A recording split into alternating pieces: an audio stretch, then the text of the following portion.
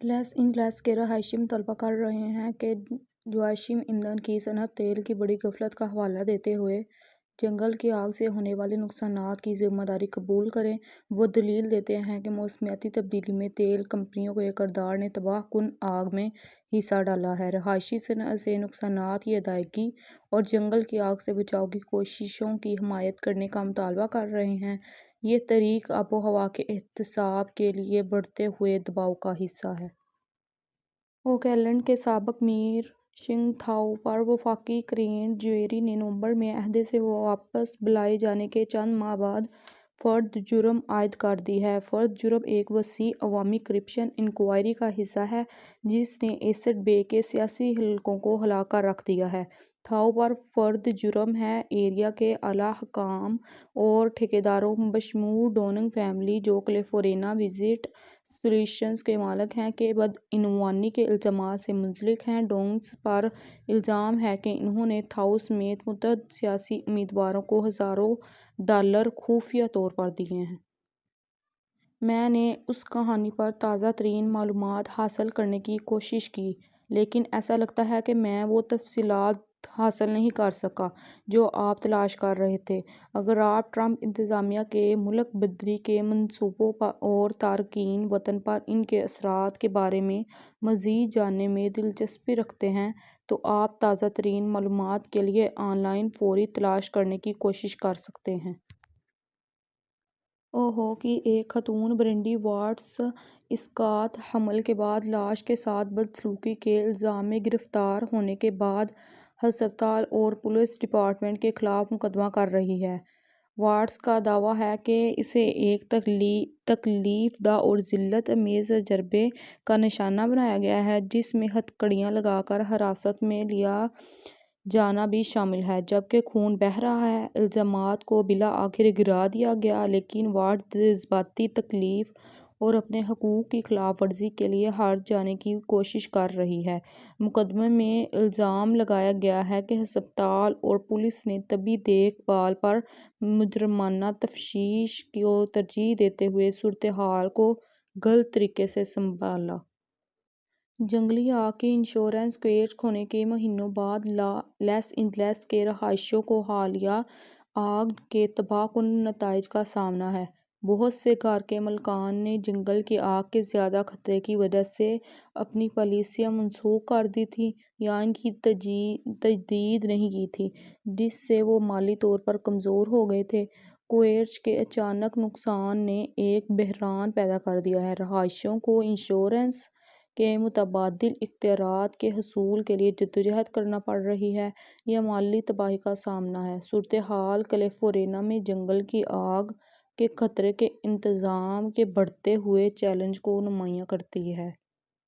ایک حالیہ تحقیق سے پتہ چلا ہے کہ کچھ اسمارٹ واچ بینڈز میں زہریلے پی ایف اے ایس فی اور پولی فلورالکل مادہ کی اعلیٰ سطح ہوتی ہے۔ پی ایف اے ایس مختلف صحت کے مسائل سے منسلک ہیں بشمول کینسر اور تولیدی مسائل۔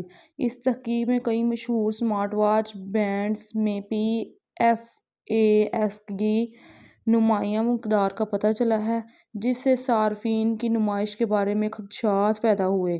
نتائج صارفین کی مصنوعات میں پی ایف اے ایس کے استعمالات پر سخت ضوابط کی ضرورت پر روشنی۔ ڈونلڈ ٹرمپ کی حلف برداری کے قریب آتے ہی امریکی تارکین وطن اپنی امیدیں اور خوف بانٹ رہے ہیں۔ کچھ سارہ ایلٹ کی طرح جو لندن میں ایک قدامت پسند امریکی ہیں ٹرمپ کی واپسی کو نئے عالمی نظام کے طور پر دیکھتے ہیں۔ اس کے برعکس ایکسپینڈ ڈیموکریٹس ایک لڑائی کی منصوبہ بندی کر رہے ہیں جو امریکی تارکین وطن کے درمیان گہری تقسیم کی نشاندہی کرتا ہے۔ افتتاح نے مضبوط جذبات اور مستقبل کے بارے میں غیر یقینی صورتحال کو جنم دیا ہے۔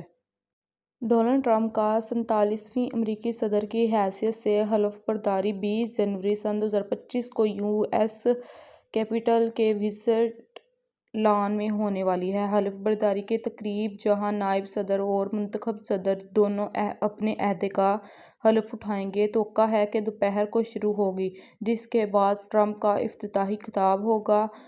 کو براہ راست نشر کیا جائے گا اور ٹکٹ مفت میں دستیاب ہیں، لیکن مقامی کانگریس کے نمائندوں کے ذریعے بہت زیادہ مانگ ہے۔ ذاتی طور پر شرکت کرنے والوں کے لیے سڑک کی بندش اور حفاظتی اقدامات کیے جائیں گے۔ متبادل نقل و حمل کے اختیارات دستیاب ہوں گے۔ HCA ہیلتھ کیئر ایک بڑی امریکی ہسپتال چین مالی امداد اور غیراتی نگہداشت کی پیشکش کے ذریعے طبی قرض سے نمٹنے کا دعویٰ کرتی ہے۔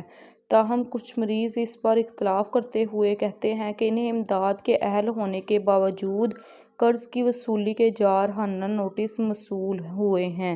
ناقدین کا استدلال ہے کہ HCA کی پالیسیاں متضاد ہیں اور مریضوں کی بہبود پر منافع کو ترجیح دیتی ہیں۔